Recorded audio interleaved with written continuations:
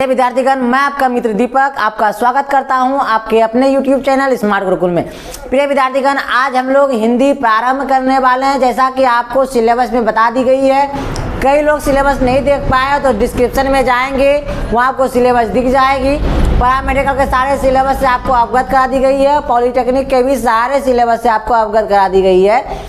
तो बाबू अब जो है निरंतर रूप से आपको हिंदी की, मैथ्स की, जीके की, जीएस की, बाकी से जो जितने इंग्लिश की, बाकी से जितने भी आपके सिलेबस की चीज़ें होती है, छोटे छोटे पोर्शन जो होते हैं, सारे चीज़ों के बारे में आपको निरंतर रूप से आपका लाइव क्लास होने वाली है। आपको निरंतर रूप से वीडियो के रूप में आपकी स्टडी मतलब पूर्ण रूप से ये चालू रहेगी। नहीं आइएगा तो आज बाबू मेरे बिना देर के हम लोग हिंदी प्रारंभ करने वाले, तो हिंदी से प्रारंभ करेंगे।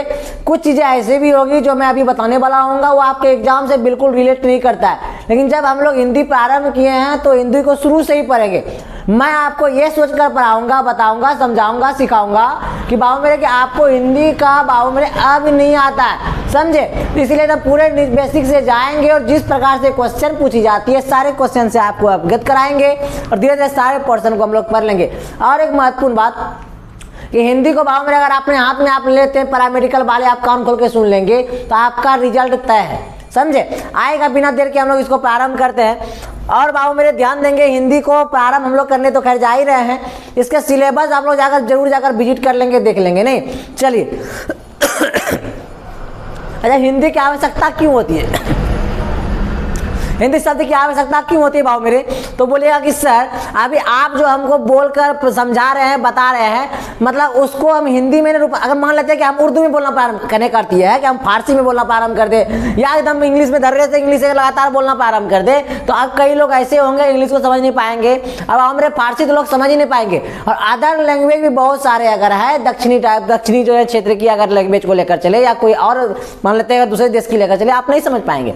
तो हिंदी बाबू मेरे इसलिए भी हम लोग देखते हैं कि भाषा का विकास हो, भाषा को अच्छे से बोल पाए, समझा पाए, लोगों को आकर्षित कर पाए, लोगों को बता पाए, समझा पाए, लोगों को अपनी बातों से सहमत करवा पाए भाषा। और उसी भाषा और चूंकि हम लोग जानते हैं कि भाषा कोई भी अगर भाषा में अगर बात आपसे कर रहा हूं तो बाबू मेरे उसमें वाक्य की जरूरत है, बाबू मेरे बहुत सारे वाक्य की जरूरत है। 5-6 वाक्य मिलकर एक भाषाओं का निर्माण, मान लेते हैं हम कुछ कोई चीज़ आपको समझाएंगे, एक जरूरी नहीं है कि एक 1 लाइन में आपको मैं समझा पाऊंगा, तो 3-4 लाइन हो सकती है। तो सारे लाइन व्यक्तिगत रूप से वो क्या है, वाक्य है। बहुत सारे वाक्य मिलकर भाषा का निर्माण करते नहीं आप बात ये समझेंगे बाबू मेरे कि वाक्य, तो वाक्य का भी निर्माण करने के लिए बहुत सारे शब्द आपस में आकर जुड़ते होंगे, तभी तो एक वाक्य का निर्माण होगा। मतलब शब्द मिले तो वाक्य बने, और वाक्य बहुत सारा जब आपस में तब भाषा का निर्माण होता है। भाषा ही समझना, भाषा को ही सीखना, भाषा बोलने के लिए, समझाने के लिए, सब चीज़ के लिए हम लोग हिंदी पढ़ते ही है, समझते ही है। और आपके एग्जाम में पूछी इसलिए भी जाती है कि आपको भाषा के बारे में अच्छे से जानकारी है कि नहीं। अभी मैंने क्या बताया कि भाषा के लिए बाबू मेरे, भाषा सीखने के लिए हमको वाक्य की आवश्यकता है, वाक्य जरूरी है हमको, और वाक्य के लिए शब्दों की आवश्यकता है। और शब्द हम जानते हैं कोई भी शब्द बिना वर्ण की सहायता से बनेगा क्या? नहीं बनेगा, बिल्कुल नहीं बनेगा। सर वर्ण क्या होता है, मन में थाउट आता होगा बाबू मेरे। वर्ण हम लोग बाबू मेरे बचपन से हम लोग जान रहे हैं, जब बचपन में जब हिंदी पढ़ना प्रारंभ किए थे तो आ ई ये सारा कुछ हम लोग पढ़ना प्रारंभ, क ख ग य र ल, ये सारा कुछ आपका वर्ण है बाबू मेरे। नहीं तो बाबू मेरे इसलिए जब से निचला पॉइंट अगर हो सकता है, बचपन में याद कीजिए जब हिंदी पढ़ना प्रारंभ किए थे, कहीं शिक्षक गुरु जी के पास आप गए होंगे, सबसे पहले आपको वर्ण सिखाया गया होगा। तो मैं भी आपको उसी लेवल का समझता हूँ, वहीं से लेकर मैं आपको कहा जाता है ना कि अर्थ से लेकर आपको फर्श तक मैं पहुँचाऊंगा। तो आइए बिना देर के हम लोग बिल्कुल नीचे से निचले तबके से लेकर चलेंगे। नहीं जैसे मैंने अभी बताया आपको कि बाबू मेरे भाषा, वाक्य के बाद मेरे शब्द, शब्द के बाद वर्ण, ये सब के सम्मिलित रूप को ही तो व्याकरण कहते हैं। वही व्याकरण तो आपके एग्जाम में पूछी जाती है। कुछ पोर्शन हिंदी से रहती है, कौन से मतलब कि कुछ दे दिया जाएगा, यहाँ के लेखक के नाम दे दी जाएगी, समझे। और मतलब उस लेखक के द्वारा कौन सा पुस्तक लिखी गई है वो पूछा जाता है। मैं उसका सूची आपको दे दूंगा, खैर वहाँ तो जाएंगे तो बताया जाएगा। ग्रामर के पोर्शन पर है तो ग्रामर को देख ले। नहीं चलिए, तो मैं आपको एक थोड़ा सा चीज़ों को आपको ये जानकारी जरूरी होगी कि बाबू मेरे हम लोग हिंदी पढ़ते इसलिए कि भाषा का विकास हो पाए। और भाषा कैसे संभव है, बिना वाक्य का तो भाषा संभव नहीं है। तो वाक्य, इसके लिए क्या चाहिए होगा, वाक्य। और कोई भी वाक्य बाबू मेरे बिना शब्दों के मेल से बनेगा, कैसे बनेगा, संभव ही नहीं है। और कोई भी शब्द जो बिना वर्ण की सहायता से संभव ही नहीं है। नहीं, इसका मतलब सबसे निचले तबके की चीज़ें क्या होती है, वर्ण होती है। क्या होती है, वर्ण होती है। और ये जो चीज़ें मैंने आपको लिखकर बताया, इसी के सम्मिलित रूप, इसी को व्यवस्थित करके कोई भी चीज़ों में सजा कर हमारे सामने जो रखती है उसी को व्याकरण कहते हैं। क्या कहते हैं उसको? व्याकरण कहते हैं भाव मेरे, व्याकरण कहते हैं। हम लोग यही व्याकरण प्रारंभ करने वाले हैं। बोले सर व्याकरण कहते किसे हैं? व्याकरण के बारे में बताइए सर, कि व्याकरण कहते किसे हैं, कि व्याकरण बताइएगा। तो भाव मेरे हम बता दें आपको, जिससे पढ़ने से मनुष्य जो है ना शुद्ध शुद्ध बोलना, शुद्ध शुद्ध लिखना या शुद्ध शुद्ध कोई भी वाणी से दूसरे को अपनी, अरे बाबू मेरे कहने का अर्थ है सॉरी, अगर शुद्ध आप बोल पाइएगा तभी तो आपका बात कोई सुनेगा, नहीं शुद्ध शुद्ध लिख पाएगा तभी तो आपके लिखे हुए चीजों को लोग समझ पाएंगे। वही चीज है व्याकरण कहते किसे? शुद्ध शुद्ध बोलना, पढ़ना, लिखना, यह सारी चीजों का ज्ञान हमें कौन दिखाती है, बताती है, समझाती है? व्याकरण। वैसे डिफिनेशन लिख दीजिए। बाहर डिफिनेशन पूछता ही नहीं है तो क्यों लिख दे? नहीं, बस आप समझेंगे, अच्छे से बारीकी से समझेंगे, ठीक है, आएगा। तो व्याकरण आप अगर बोलते हैं कि सर लिख देंगे तो आइए लिख देते हैं फिर, लेकिन माइंड में ये दोबारा मन में नहीं लाएंगे सर व्याकरण का सारा डिफिनेशन एक लाइन पर लाइन लेकर चलेंगे। नॉर्मल जो चीजें होंगी, महत्वपूर्ण चीजें होंगी, जो मतलब कंठस्थ करने वाली चीजें होंगी, महत्वपूर्ण बिंदु होगी, उसको लेकर चलेंगे। लिखते हैं हम लोग नहीं कि व्याकरण उस शब्द को कहते हैं, व्याकरण उस शब्द को कहते हैं जिसके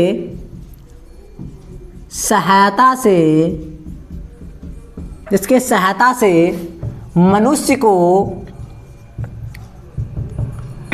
शुद्ध शुद्ध पढ़ना, लिखना एवं बोलना आ जाए। समझे? इसे मतलब व्याकरण कहेंगे। सॉरी थी तबीयत ठीक नहीं है, इसको व्याकरण कहेंगे। बाबा मेरे जो संपूर्ण व्याकरण है ना, मात्र 3% में पूरे व्याकरण को खत्म कर दिया गया है। मतलब कि व्याकरण के जो है बाबा मेरे मात्र 3 गो प्रकार है। उस 3 प्रकार को मन में रखेंगे, बारीकी से तीनों प्रकार को पढ़ेंगे, व्याकरण समाप्त, बस कुछ नहीं है। वैसे इतना छोटा है बाबा मेरे, उतना ही छोटा है, लेकिन उसको जब बड़े पोर्शन में पढ़ना पड़ेगा, डिटेल में पड़ेगी नहीं। तो देखें इसके 3 पार्ट है बाबा मेरे, किसके? व्याकरण के। सर कौन कौन सा है सर बताएंगे? पहला बाबा मेरे वर्ण विचार, और दूसरा बाबा मेरे आपका आ जाएगी वर्ण विचार के बाद शब्द विचार आएगी ना, शब्द विचार। उसके बाद आने वाले आपका वाक्य विचार। और इसी को शुद्ध करने के लिए अन्य चीजें पढ़नी पड़ जाती है। अन्य चीजें कहने का अर्थ है संधि पढ़ेंगे, समास पढ़ेंगे, उपसर्ग पढ़ेंगे, प्रत्यय पढ़ेंगे, अन्य चीजें जो पढ़ने वाले हैं इसी को चीजों को मतलब कि अच्छे करने के लिए। तो बाबू मेरे आइए सबसे पहला पोर्शन जो व्याकरण का है बाबू मेरे, सबसे निचले तबके की जो चीजें हैं वो वर्ण विचार है। और वर्ण विचार को हम लोग आज क्या करने वाले हैं? प्रारंभ करने वाले हैं, अच्छे समझने वाले हैं। और जो अभी तक ऐसा जितना हम बताएं बाबू मेरे, अभी तक ऐसी चीजें नहीं आई है कि आपके एग्जाम में पूछी गई हो, नहीं। लेकिन ये चीजें को माइंड में रखेंगे कि व्याकरण के 3 प्रकार जो है ना, वर्ण विचार, शब्द विचार और वाक्य विचार, ये 3 भागों में ऐसे विभक्त कर दी गई है, ऐसा कुछ चीजें, ठीक है, ये मन में रखेंगे 3। आइए हम लोग आज स्टार्ट करने वाले हैं बाबू मेरे किसको? वर्ण विचार को। वर्ण विचार को सर समझेंगे बारीकी से, अच्छे से समझेंगे, धीरे धीरे हम लोग आगे चलते जाएंगे। तो वर्ण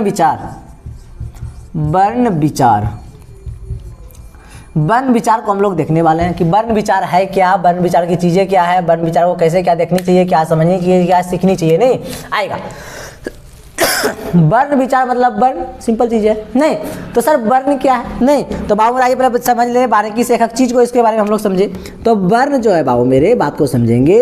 वर्ण कहते किसे हैं सर? तो वर्ण कहते हैं बाबू मेरे अ आ गया, आ गया, नहीं इसी तरह क आ गया, ख आ गया, नहीं च आ गया, छ आ गया, प आ गया, फ आ गया, य आ गया, र आ गया, जितनी भी सारी चीजें हैं वो चीजें, ये सब का सब क्या कहलाती है? वर्ण कहलाती है। आप समझेंगे ये सारा वर्ण कहलाई। लेकिन एक चीजें और है कि ये सारे वर्णों को एक जगह रखा गया, मतलब कि सारे वर्णों को सम्मिलित रूप को एक जगह व्यवस्थित कर दी गई, उसका एक नाम रख दिया गया है। कहने कर दिए है कि बाबू मेरे आ का पूरी चीजें, जो आ का मात्रा हम लोग पूरा पढ़ते हैं, फिर का पढ़ते हैं फिर चा का पढ़ते हैं, नहीं फिर ता का पढ़ते हैं, फिर टा का पढ़ते हैं, फिर उसके बाद या का पढ़ते हैं, नहीं ये सारी चीजें जो पढ़ते हैं, ये सारे चीजों को एक सम्मिलित जगहों पर रखा गया है, उसका नाम रखा गया बाबू मेरे, जानते हैं क्या? उसका नाम रखा गया वर्णमाला। क्या नाम रखा गया है? वर्णमाला। कहने का अर्थ ये है कि वर्णों के समूह को वर्णमाला कहते हैं। सिंपल चीज है, बचपन से तो पढ़ते आ रहे हैं। मतलब वर्णों का समूह मतलब क्या कि अ क बाकी जितनी भी चीजें थी सारी चीजों को जो है एक जगह सम्मिलित रूप से रखा गया, उसका नाम रखा गया वर्णमाला। ठीक है, ओके, आएगा। क्लियर हो गया। अब आप वो मेरे आपके एग्जाम में जो प्रश्न आते हैं वो चीज को जैसा गौर करने का प्रयत्न करेंगे, प्रयास करेंगे। पूछा यह जाता है कि कुल मिला के वर्णों की संख्या कितनी है, ये चीजें। तो बोलेगा सर ये तो बहुत सिंपल है, हम लोग बचपन में पढ़े थे सर 52 52 होती है। तो भाव मेरे तो क्वेश्चन को घुमा के पूछी जाती है कि पहले मतलब देवनागरी लिपि के अनुसार वर्णों का कुल संख्या कितनी है।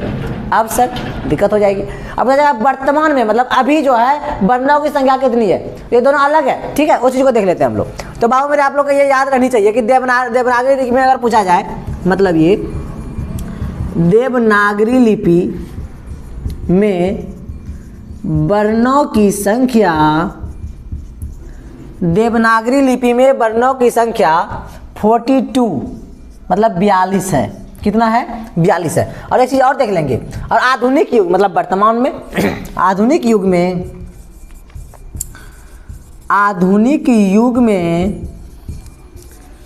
वर्णों की संख्या 52 है। ये चीज याद रखेंगे, ये कॉन्सेप्ट को क्लियर रखेंगे।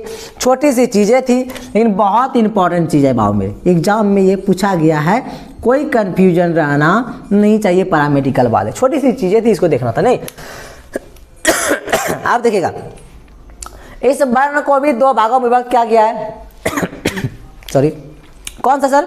एक स्वर्ण वर्ण, दूसरा व्यंजन वर्ण। ठीक है, तो यहां तक आप लोग का क्लियर अगर हो गई हो तो मैं आगे बढ़ने वाला हूं। नहीं तो बोलेगा सर बिल्कुल क्लियर हो गई, छोटी सी चीजें थी, समझ गए नहीं, आएगा। अब आइए इसके बारे में देखते हैं कि वर्ण जो है, वर्ण के कुल मिला के 2 प्रकार हैं। इसको इधर कर लेते हैं, नहीं आएगा, इधर देखेंगे हम लोग। हाँ, इधर देखेंगे। आप देखेंगे वर्ण, क्या देखने वाले हैं? वर्ण। सर इसको अच्छे से हेडिंग कर दिए चूंकि हम लोग को समझ में आए, देखने में आए कि वर्ण को यहाँ पर देखा जा रहा है, वर्ण। तो वर्ण भाव में 2 प्रकार में विभक्त है, स्वर्ण वर्ण और व्यंजन वर्ण। स्वर्ण वर्ण क्या है, व्यंजन वर्ण क्या हो तो खैर देखेंगे ही, लेकिन पर यहाँ देखेंगे। पहला है स्वर्ण वर्ण या स्वर वर्ण, दोनों एक ही चीज है। ठीक है, और दूसरा है व्यंजन वर्ण। स्वर्ण वर्ण और व्यंजन वर्ण, स्वर्ण वर्ण और व्यंजन वर्ण, ये 2 चीजें। अब बाबू मेरे समझेंगे सर स्वर्ण वर्ण किसे कहते हैं या सर ये व्यंजन वर्ण किसे कहते हैं। तो बाबू मेरे ध्यान रखेंगे आप कि स्वर्ण वर्ण उसे कहते हैं मतलब शारीरिक चीजों के बिना सहायता से, बिना जोड़ के, कुल मिला के बात ये, बिना जोड़ के जो है ना कुछ चीजें अगर ऐसी चीजें हैं जो बोली जाती है, कुछ ऐसे वर्ण है जो बोली जाती है, उसी को स्वर्ण वर्ण कहेंगे। सर नहीं समझ में आई, हौच पौच हो गया, नहीं होना है, ध्यान देंगे। जैसे हम बोलेंगे बाबू मेरे देखिएगा कि आ ई ना शरीर मतलब मेरा कि पेट की सहायता से कोई ताकत नहीं लग रही है, ना ही चेहरे मतलब मुख की कोई भी चीज़ें आपको मदद कर पा रही है। जैसे कि हम कुछ भी चीज़ों को, जैसे मान लीजिए क्या अपने जिह्वा को पकड़ लेंगे, बोल लीजिए, बिल्कुल सिंपल। आप होठ को पकड़िए, बोल लीजिए। तो ये जो ऐसी चीज़ें मतलब कि मुख की अन्य चीज़ें जो सहायता करती है किसी भी वर्ण को बोलने के लिए, बिना किसी के सहायता से अगर बोली जाती है कोई भी चीज़ें, वो सब क्या करने वाले हैं? स्वर्ण वर्ण कहलाएगी। और शरीर का कोई भी ताकत बिना किसी के सहायता से, कुल मिला के ये बात है, वो क्या कहलाएगी? स्वर्ण वर्ण कहलाएगी। क्या कहलाने वाली है वो? स्वर्ण वर्ण कहलाएगी। समझे? मतलब बिना किसी शब्द की सहायता से, बिना किसी वर्ण की सहायता से जो वह बोली जाती है उसे क्या कहेंगे हम लोग? स्वर्ण वर्ण कहेंगे। और सर व्यंजन वर्ण, व्यंजन वर्ण सहायता से बोली जाएगी। सर किसकी सहायता? स्वर्ण वर्ण की सहायता से व्यंजन वर्ण को बोली जाती है। जैसे क बोले, क आया, ख आया, च य सब में आ रहा है, नहीं आ रहा है क्या? बिल्कुल आ रही है। ये सारी चीजें आपको देखने के लिए मिलता है व्यंजन वर्ण में, ये चीज स्वर्ण वर्ण में देखने के लिए मिलता है, ये चीज किसमें मिलता है? व्यंजन वर्ण में। अब आपको पूछी जाती है सॉरी कि व्यंजन स्वर्ण वर्ण की कुल संख्या कितनी, एग्जाम में पूछा गया है, तो आपको याद रखने है बाबू मेरे 11। कितना है? 11। समझे मेरी बात को? याद रखने कितना है? स्वर्ण वर्ण की कुल संख्या कितनी है? तो बोलेंगे 11 है, और बाकी जो चीज रह गई कहने का अर्थ ये है बाबू मेरे 52। कहाँ कहता है? हाँ 52। आधुनिक युग में वर्णों की संख्या 52 या 11 माइनस करेंगे व्यंजन वर्ण, ये चीजें हैं। तो एग्जाम में पूछी गई, ये चीजें हम लिख दिया आपको। इतना चीज आपका क्लियर हो गई होगी, आशा करते हैं। छोटी सी की चीज थी, ये समझ में आपको आ गई होगी। अब बाबू मेरे चूंकि बारीकी से आगे बढ़ते जा रहे हैं, अब हम लोग स्टार्ट क्या करने वाले हैं? स्वर्ण वर्ण। क्या पढ़ेंगे? स्वर्ण वर्ण। स्वर्ण वर्ण को अच्छे से बारीकी से पढ़ लेंगे, 11 चीजों को देख लेंगे लोग। फिर जाएंगे व्यंजन वर्ण में, व्यंजन वर्ण देखेंगे, फिर अन्य चीज़ों पे देखेंगे हम लोग। नहीं, चलिए आइए, ये आशा करते हैं आपकी हो गई होती। अगर हो गई हो, चूंकि मुझे लग रहा है कि मुझे इस जगह कम पड़ जा रही है, तो आप लोग स्क्रीनशॉट ले लेंगे। मैं इसे क्या कर रहा हूँ, मिटा रहा हूँ, नहीं मतलब साफ करते जा रहा हूँ इसको। ओके, चलिएगा, इसको मैं साफ कर लूँ।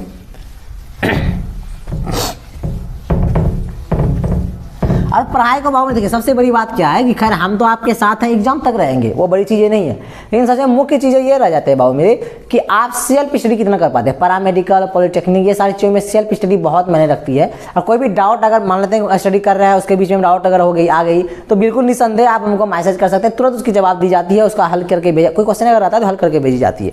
और ऐसा कुछ आ जाए कि सर हल भी नहीं करनी है, बिना आपसे बात किए हो ही नहीं पाएंगे, कॉल भी करनी है, नहीं आई रिसीव, मैं कॉल रिसीव करता हूँ, सबका करता हूँ, आपका भी करूँगा, समझे। ये सारी चीज़ें को करना है। और जो है